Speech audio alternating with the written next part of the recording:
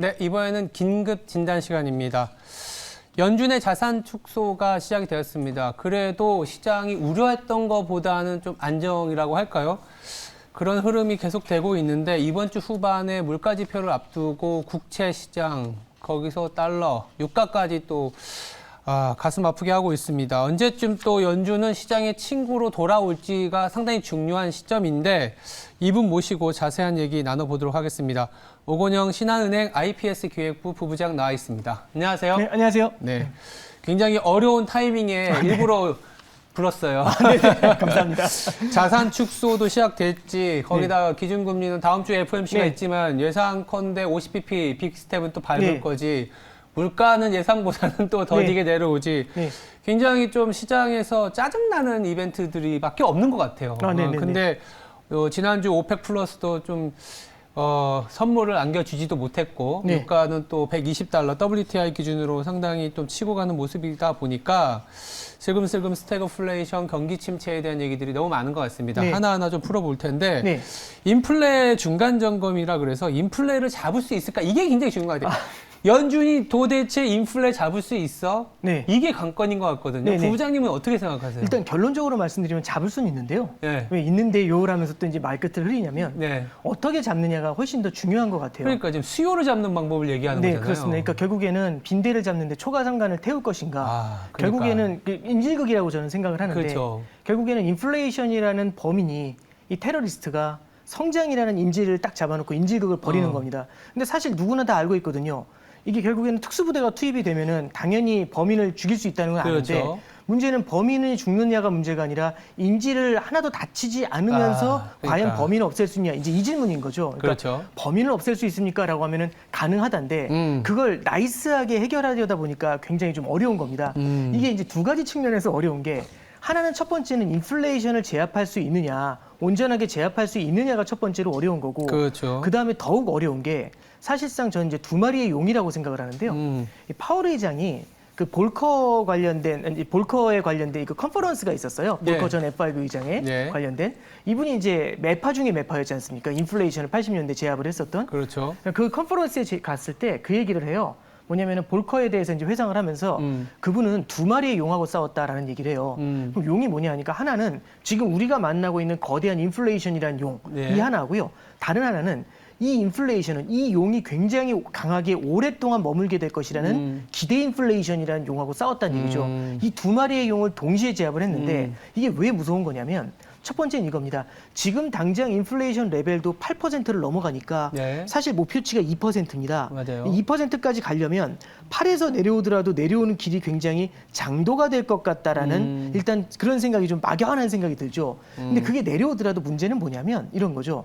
기대 인플레이션이라는 건 결국에는 물가가 앞으로 계속 오를 것 같다. 웬만하면 물가가 오를 것 같다라는 기대가 생기면 이게 결국에는 하나의 근원의 병과 같습니다. 뭐냐면 예를 들어서 심장에 병이 있어가지고 피부병이 낫는다고 한번 생각을 해볼게요. 심장에 병이 있어가지고 피부가 이제 안 좋아지는데 피부약을 바르면 일시적으로는 이 피부가 좋아지는 것 같거든요.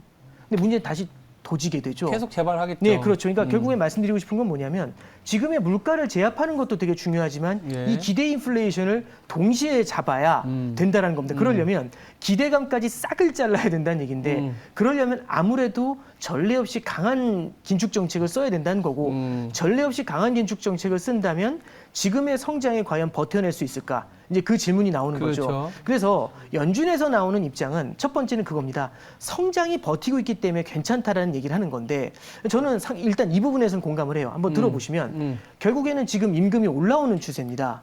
두 번째는 보조금을 많이 받아서 미국인들이 갖고 있는 저축이 상당히 많다라는 거죠. 이 저축을 허물면서 어느 정도는 버틸 수 있을 거라는 얘기입니다. 그리고 자산 가격도 최근에 좀 꺾이긴 했지만 그래도 다른 나라에 비해서는 강한 편이고 부동산 가격도 많이 올라 있는 편이죠. 이런 점들을 감안했었을 때는 어느 정도 긴축을 하더라도 미국의 소비가 어느 정도 탄탄하게는 버텨줄 것 같다 이런 얘기를 하고 있는 겁니다. 저도 공감을 하는 건 결국에는 시간이 흘러가면 흘러갈수록 지금의 탄탄한 컨디션이 탄탄의 소비가 조금씩 둔화될 수밖에 없거든요. 왜냐하면 지금의 소비는 결국에는 보조금을 받았고 그렇죠. 금리가 낮았고 물가가 낮아서 올라온 겁니다. 근데 지금 시간이 가면 갈수록 보조금 안 주고 금리는 올라오고 물가도 올라오니까 이렇게 되면 소비는 둔화될 수 있거든요. 그러면 그렇죠. 연준이 얘기하는 것도 맞습니다. 그러니까 지금 상황에서 빠르게 긴축을 해줘야 버틸 수 있을 때 긴축을 해가지고 결국엔 그 범위를 잡아줘야 예. 인질이 약간 흔들리더라도 그렇죠. 인질의 기초 체력이 탄탄할 때 가져야 된다. 이제 이런 얘기를 하고 있는 거죠. 그리고 이제 두 번째는 이 포워드 가이던스라는 걸 쓰고 있지 않습니까? 이 포워드 가이던스는 시장의 참여자들한테 저는 좀 속된 말로 가스라이팅이라는 표현을 쓰는데요.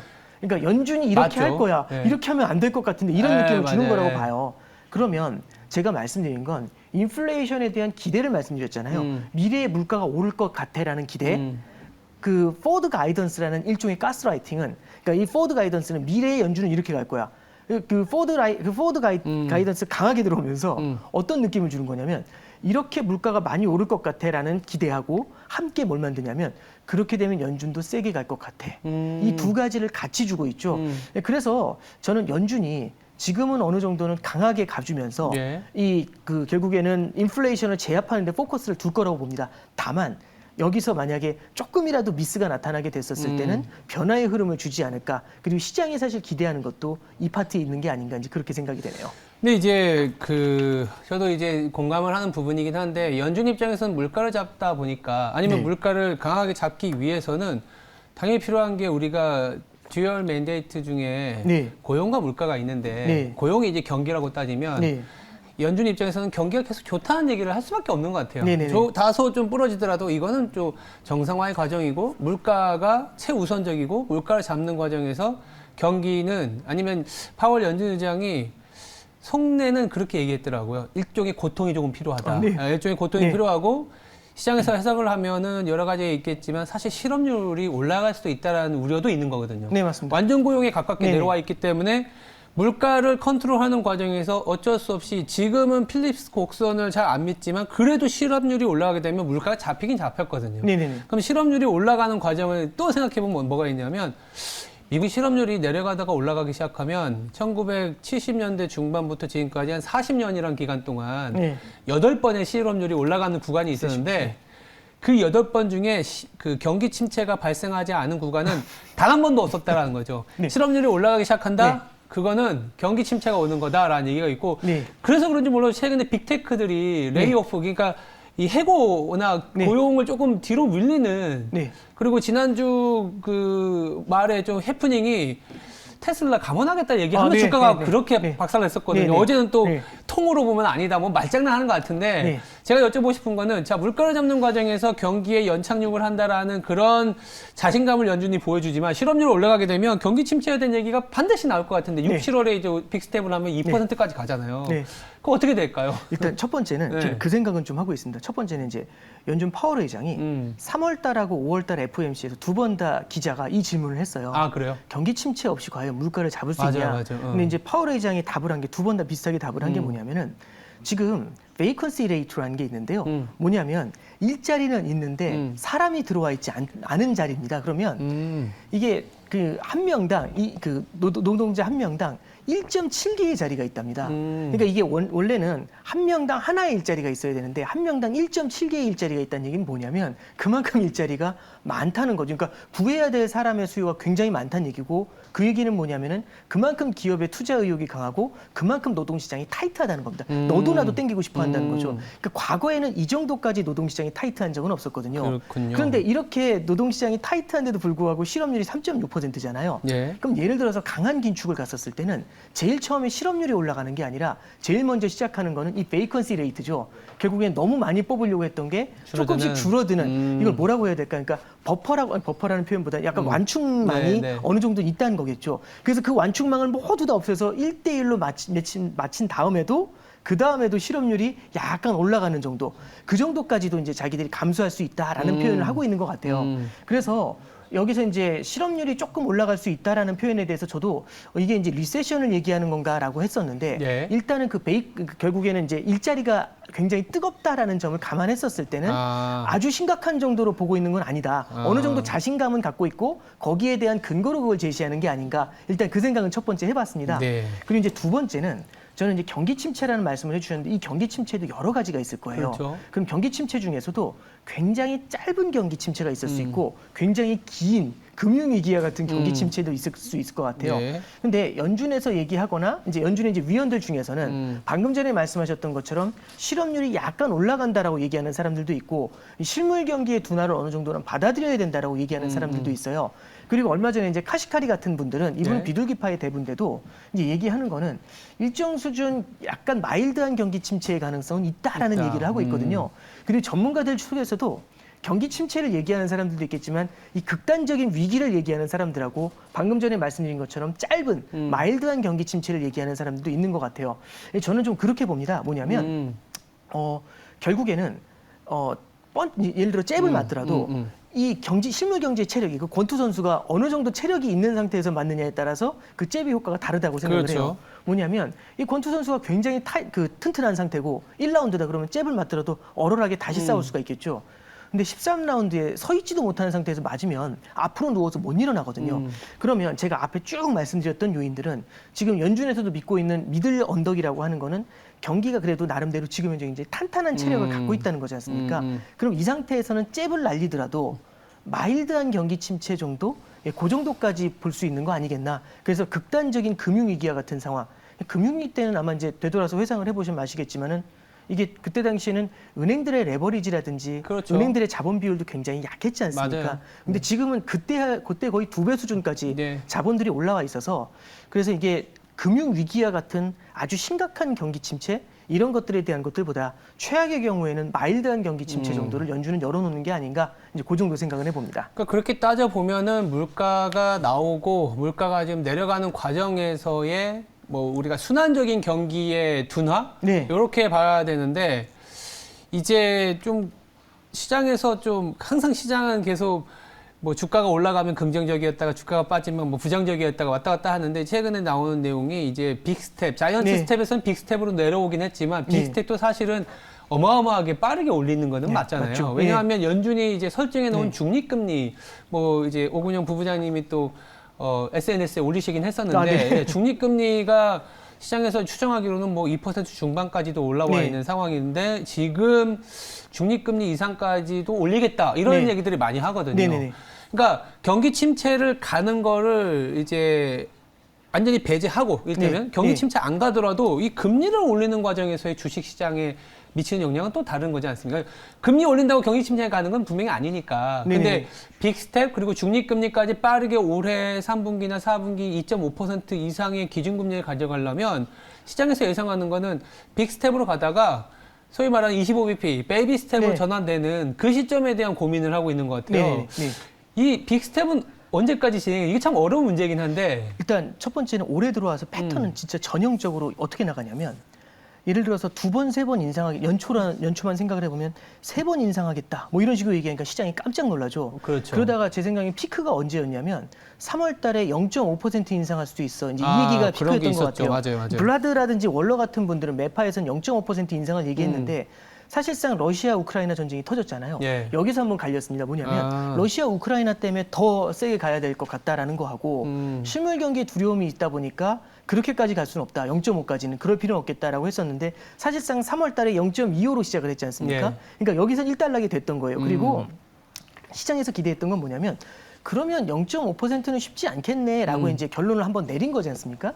그러다 보니까 3월 달에 FOMC 끝난 다음에 굉장히 강력한 랠리가 한번 나온 적이 있습니다. 맞아요. 그러니까 시장에서는 다들 그 생각을 하는 것 같아요. 지난 10여 년 동안 글로벌 금융위기 이후에 시장이 흔들렸다 하면은 연준이 연준 푸시라는 형태로 해가지고 결국에는 긴축을 하려고 했었으면 그 긴축의 강도를 약하게 하고 맞아요. 그 다음에 아예 이제 풀어주고 있었으면 오히려 금리 인하를 해서 완화를 해주고 네. 이렇게 했으니까 시장에서는 그 타이밍을 계속 기다리는 것 같은 연준 느낌이 풋을. 있는 거예요. 네. 그러다 보니까 그때 당시에도 0.5%에 대한 논란이 나왔다가 사그라들었었습니다.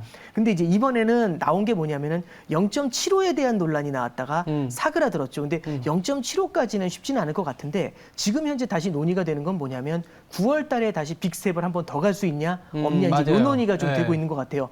근데 그 연준 그 금리 인상 확률 물론 이게 확률이 아니라 그러니까 지금 현재 상황이 이어진다면 과연 9월 달에는 어떻게 될까 이제 그걸 이제 봤었을 때는 9월 달에 0.5% 더 인상을 할 것이다. 그러니까 세 번째 0.5% 인상을 하는 거겠죠. 그러니까 네 번이 되죠, 총. 그거 확률이 현재 80%까지 올라와 있습니다. 아, 그래요? 그런데 저는 그 확률보다도 중요한 건 뭐냐면은 마찬가지로 3월에도 그렇고 6월에도 그렇고 그때 당시에도 9월에도 마찬가지로 그때 물가가 어느 정도 움직이는지를 보는 게 되게 중요한 것 같아요.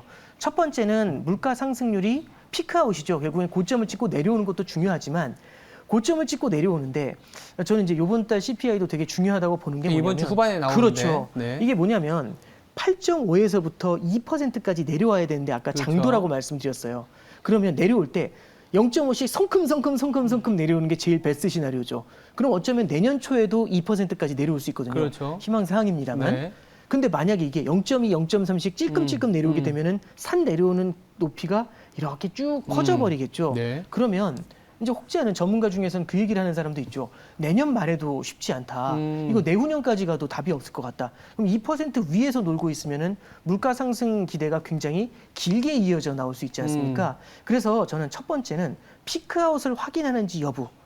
그 물가가 네. 그다음에 두 번째는 내려오는 속도가 네. 이 정도면 예측 가능하게 일정 레벨로 2%까지 내려올 수 있을 것 같아. 이 신뢰를 줄 수 있는지 여부에 따라서 0.5냐 0.25냐가 확실히 갈리게 될 것 같아요. 만약에 빠르게 내려오는 게 보이면 0.25가 아니라 모스틱 총재가 말했던 것처럼 잠시 멈췄다 갈 수도 있다라는 생각을 해봅니다.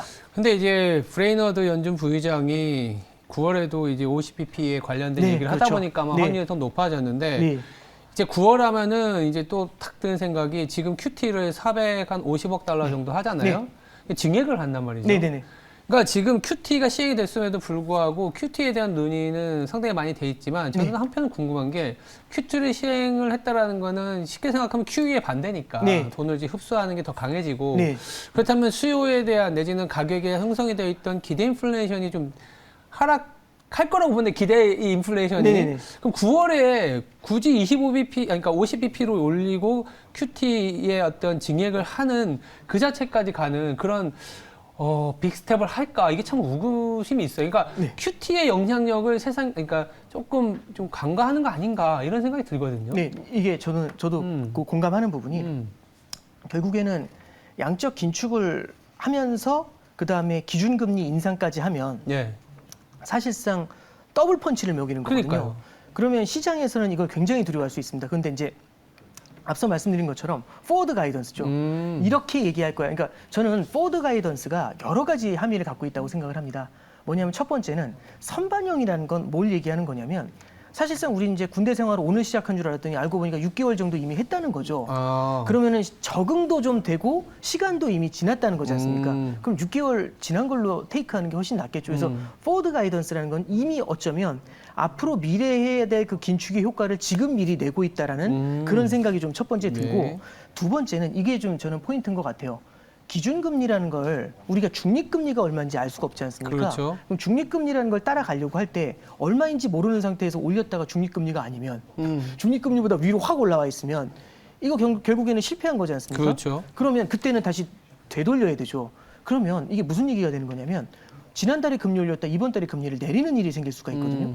그러니까 연준이 이런 데서 정책 식수를 할 가능성이 굉장히 높다는 건데요. 근데 포워드 가이던스는 이런 의미를 좀 갖고 있는 것 같아요. 뭐냐면 미리 그 효과를 주는 거잖아요. 미리 그 효과를 주는 건 뭐냐면 미리 0.25%를 올렸을 때 시뮬레이션을 해보는 거죠. 시장이 어떻게 움직이나 간을 본다고 해야 될까요? 그 0.25로 올려보니까 괜찮아요. 한 번 더 올려보니까 괜찮아요. 그러니까 이거는 말을 해가 직접 금리를 올리는 게 아니라 말로 해가지고 가스라이팅을 하는 거죠. 그 효과를 내주는 거죠 시장에.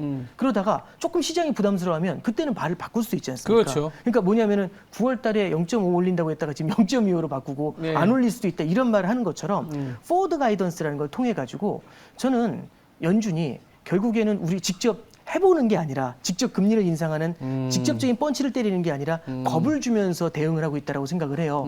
그러면 겁을 주면서 대응을 했었을 때 시장이 그러니까 결국엔 싸우는 것 중에서 최고의 전략 전술은 싸우지 않고 이기는 거잖아요. 그렇죠. 그래서 지금은 더블 펀치에 대한 가능성을 주면서 시장에 좀 으름장을 계속 놓고 있는 그런 모양새가 아닌가 싶고요. 만약에 QT가 효과가 생겨가지고 장기 금리를 들어 올리잖아요. 그러면 기준금리를 많이 안 올려도 긴축 효과가 생깁니다. 근데 역설적으로 그러면 단기 금리는 낮은데 장기 금리가 올라가 있잖아요. 그렇죠. 그럼 장단기 금리 차가 벌어져요. 벌어지겠죠. 근데 지금 앞서 말씀드린 것처럼 은행의 자본력이 탄탄하지 않습니까? 네. 그럼 은행의 대출이 늘어날 수가 있습니다. 그러면 긴축을 하면서도 유동성이 흘러나오는 채널이 그러니까 뭐라고 해요? 비빌 언덕이 생겨날 수 있는 거겠죠. 그러면 실물 경제에 주는 충격을 최소화하면서도 그렇게 이제 긴축을 진행할 수 있는 방법을 찾을 수 있는 거 아닌가? 일단은 좀 저 역시 되게 두루뭉실하지만 이렇게 저렇게 퍼즐을 좀 맞춰보면 이런 쪽에서도 좀 솔루션을 찾을 수 있지 않나 그런 생각을 해봅니다. 아주 이게 나이스하게 연준이 네. 좀 정책을 수행해주고 네. 그리고 시장도 그 나이스함에 물들기보다는 조금 움직여주는 그렇죠. 그런 시기가 이제 올해 3분기 하반기인데 정말 실패할지 성공할지는 정말 그 누구도 모르지만 그래도 우리가 뭐 20년 전, 30년 전의 정책의 어떤 허술함보다는 네. 포워드 가이던스라든지 상당히 많은 어떤 미리 선제적으로 맛보게 하는 정책이 있기 때문에 네. 성공할 가능성도 한번 우리가 예상을 해보는데 뭐 넌지 씨 얘기도 주셨지만 이제는 조금 연준이 빅스텝이라든지 경기 침체 더불어서 앞으로의 정책을 어떻게 갖고 가는지까지는 얘기를 했는데 국내 증시와 관련된 약간의 뭐 희망이라고 할까요? 최근에 좀 시간을 돌려서 보면 중국이 조금 올라오고 있는 부분들 그리고 또 하나 아킬레스건은 유가는 또 왜 이렇게 강한지 네. 저는 딱 생각이 든 게 중국과 유가가 이 변수가 될 수도 있다. 네. 만약에 예상치도 못하게 유가가 조금 더 빨리 하락해 준다면 연준의 고통이나 고민을 좀 덜어줄 것 같고 네네. 중국이 올라와 주는 게 연준한테도 뭐 비밀 언덕이라고 볼 수 있을까요? 당연히 그게 저는 그렇다라고 생각을 하는데요. 일단 이렇게 생각을 합니다. 중국의 문제가 상하이 봉쇄가 해결된다라는 거는 결국에는 상하이에 있는 공급망이 풀려나오면서 예. 실제로 공급망에 대한 우려를 낮춰줄 수 있다는 거겠죠. 저는 그거는 분명히 좀 호재라고 생각을 합니다만 예. 또 혹자에선 일각에선 또 다르게 해석하는 분들도 있어요. 결국에는 상하이의 봉쇄가 풀리면서 원자재에 대한 수요가 늘어나면 그러면 또 원자재 가격을 다시 한번 자극하는 요인이 될 수 있다. 이제 예. 이런 얘기가 나오는 거죠. 실제 이제 저는 이런 생각도 해요. 지금 유가 말씀해 주셨지만은 저는 이 유가하고 기대 인플레이션이 연결돼 있으면 혹은 자산 가격하고 기대 인플레이션이 연결돼 있으면 이게 참 풀어버릴 수 없는 굉장히 어려운 난맥상에 봉착한다라고 생각을 하는데 예. 예를 들어 이런 거지 않습니까? 결국에는 연준이 긴축을 위해서 강하게 몰아붙였을 때는 시장 가격이 자산 가격이 조금 둔화가 되고 유가도 하락을 합니다. 그러면 기대 인플레이션이 낮아지는 듯한 모습을 보이는데 긴축을 약간이라도 풀어주는 모습을 보이면 주가는 환호성을 보이면서 뛰긴 하는데 그렇죠. 문제는 유가가 따라서 올라가 주죠. 유가가 따라 올라가는 걸 보면서 이거는 인플레이션이 계속해서 이어질 것 같다라는 생각에 기대 인플레이션이 오르고 금리가 올라갑니다. 아마 이제 기억을 하시겠지만 코로나 직후에 주식시장이 굉장히 강한 흐름을 보일 때 나타났었던 가장 큰 흐름은 뭐냐면 실물 경제는 둔화가 돼 있지만 유동성의 힘으로 주가가 끌어올려졌지 않습니까? 주가가 올라갈 때 보통 금리가 따라 올라갑니다. 경기 개선에 대한 기대를 가지면서 금리가 따라 올라가는데 양적 완화라는 걸로 장기채를 사면서 금리가 올라가는 걸 묶어버렸잖아요. 그럼 사실상 금리라는 수비수가 따라가는 건데 수비수는 따라가지 못하고 공격만 혼자 결국에는 공격하는 애가 수비 없이 그냥 혼자 달려간 거지 않습니까? 이러면 농구 같은 거 잘 못하지만 수비 없으면 잘하거든요. 결국에는 굉장히 잘하는 수비가 결국에는 묶여버리게 되면 막 뛰어달릴 수 있는 거예요. 그게 이제 실질금리가 마이너스에 그렇죠. 간 거죠. 근데 이제 지금 같은 경우는 연준이 완전히 그 패턴을 풀어버리고 양적 완화는 없애버리고 이 양적 긴축을 하니까 시장에서는 경기 침체, 결국에는 경기 부양이라든지 아니면 긴축의 고삐를 늦추려는 순간 주가도 뛰는데 유가도 뛰고 금리도 뛰니까 이러면 올라가다가 유가 상승하고 금리 상승에 그 벽에 부딪히면서 주저앉고 그러면 또 부양책을 쓸 것 같아 하면 또 올라오면 또 유가하고 금리하고 따라 올라오니까 결국에는 지금은 굉장히 철벽 수비수에 만나 있는 이제 그런 느낌이라는 생각이 들어요. 그래서 연준 혼자서 지금 있는 이 인플레이션을 너가 혼자 알아서 해결해라고 한다면은 저는 상당히 좀 어려울 거라고 보고요. 네. 저는 희망 찾기를 조금 다른 쪽에서 해야 된다라고 생각을 합니다. 네. 어디서 이제 희망을 좀 찾을 수 있다라고 생각을 하냐면 네. 첫 번째는 공급 사이드에서 좀 찾아봐야 된다라고 봐요. 그래서 이제 공급 사이드 중에서는 뭘 기대할 수 있느냐? 네. 지금 이제 미중 무역 관세에 대한 이슈가 나오지 않습니까? 뉴스가 나오더라고요. 네. 물론 이게 풀기는 굉장히 어려운 얘기가 될 수 있고요. 네. 그 다음에 오늘도 이제 USTR에서도 그게 그렇게 간단한 문제가 아니다라고 예. 얘기를 하고 있지만 옐런 재무장관 같은 경우도 결국에는 이렇게 그 긴축에 대한 뭐냐면 중국 관세에 대해서는 어느 정도 좀 완화를 시켜줘야 인플레이션 압력을 완화시킬 때는 도움이 된다라는 얘기를 하고 있죠. 네. 저는 이제 이렇게 봐요. 뭐냐면 대중무역관세 같은 걸 낮춰줬을 때는 성장이 둔화되진 않습니다. 오히려 교역이 증가하는 이유 때문에 네. 성장이 다소 강한 모습을 보일 수가 있고요. 네. 그다음에 소비자들의 물가 부담을 들어줄 수 있으니까 그렇죠. 성장은 키워주면서 물가는 살짝 짓눌러주는 그런 형태의 호재라고 볼 수가 있겠죠.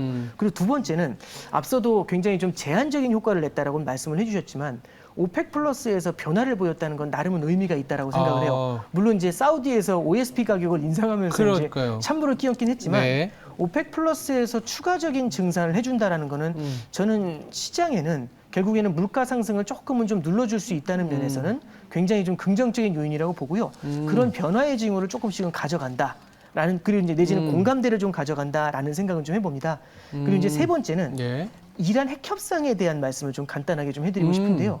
이란 핵 협상 역시 마찬가지인 게 만약에 이란 핵 협상이 풀려나오거나 이란산 원유나 천연가스가 만약 흘러나오게 된다면 예. 데일리로 매일매일 시장에서는 약 1,000만 배럴 정도의 원유가 필요한다고 하는데 예. 약 100만 배럴 정도는 이란에서 좀 커버를 해줄 수가 있다라고 해요.